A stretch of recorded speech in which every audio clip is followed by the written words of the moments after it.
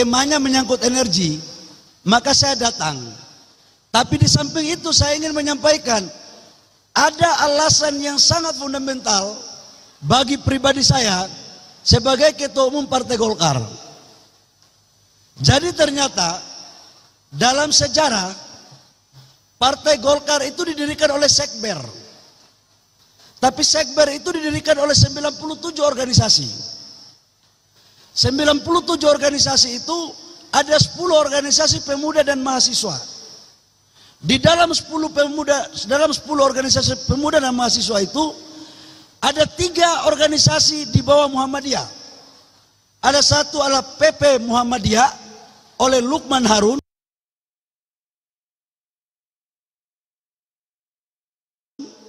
Sebagai yang menandatangani.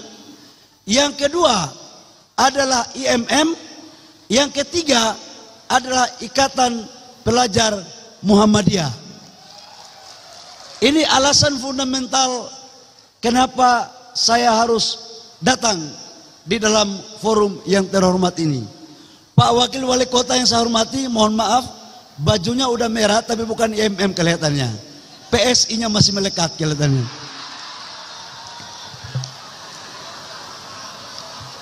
Bapak Ibu semua, adik-adik semua mahasiswa, saya ingin menyampaikan tentang apa yang menjadi asta-cita Bapak Presiden Prabowo. Asta-cita Bapak Presiden Prabowo yang ditugaskan kepada kami minimal ada 2. Satu adalah kemandirian energi dan transisi energi. Yang kedua adalah terkait dengan hilirisasi. Khusus menyangkut energi, saya hari ini harus ngomong belak-belakan di depan mahasiswa. Karena kalau tidak, jangankan omongan, tangan saya pun bisa jadi viral di sosmed. Jadi saya harus ngomong belak-belakan, setelah itu kalian viralkan, terserah. Tidak ada masalah. Bagi saya, dunia demokrasi adalah sebagai konsekuensi daripada transparansi antara pemerintah dan masyarakat. Nggak ada masalah. Yang penting semua dalam koridor.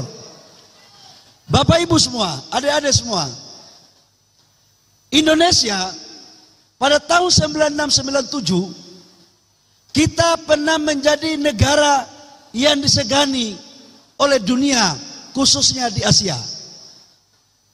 Kenapa? Karena lifting minyak kita setiap tahun 1,6 juta barel per day. Konsumsi kita itu hanya 500 ribu barel per day.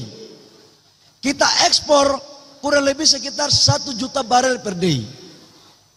Pada tahun 96-97 pendapatan negara kita APBN 40% dari sektor migas. Kemudian krisis ekonomi dan sekarang lifting minyak kita turun terus.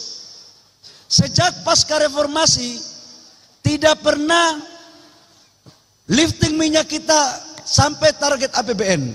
Hanya naik di 2008 dan 2016. Lifting minyak kita di 2024 580 ribu barel, di bawah target APBN 600 ribu barel. Alhamdulillah, perintah Pak Presiden Prabowo kepada saya, salah satu KPI-nya adalah harus bisa kita menaikkan lifting. Maka saya laporkan kepada IMM pada tahun 2025 bulan Oktober target APBN di lifting kita 605 ribu barel dan realisasinya sekarang sudah mencapai 605 ribu barel per day sebelum akhir Desember 2025.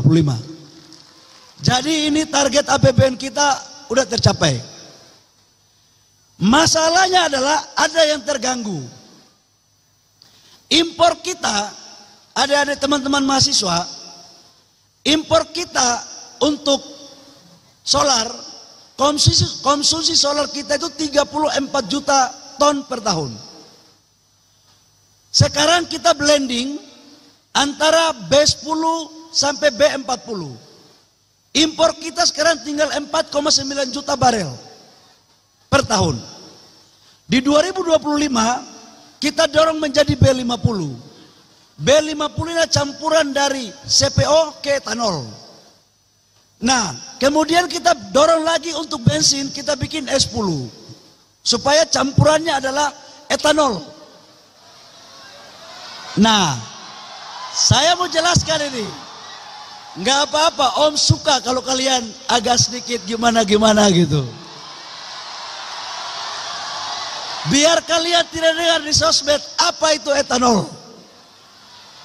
Adik-adik mahasiswa, etanol ini adalah bahan baku yang didapatkan dari jagung, dari tebu, dari singkong. Ini adalah untuk mencampur bensin dalam rangka menurunkan emisi, dan ini energi yang bersih. Di Amerika sekarang sudah ada mandatory 20%, 20.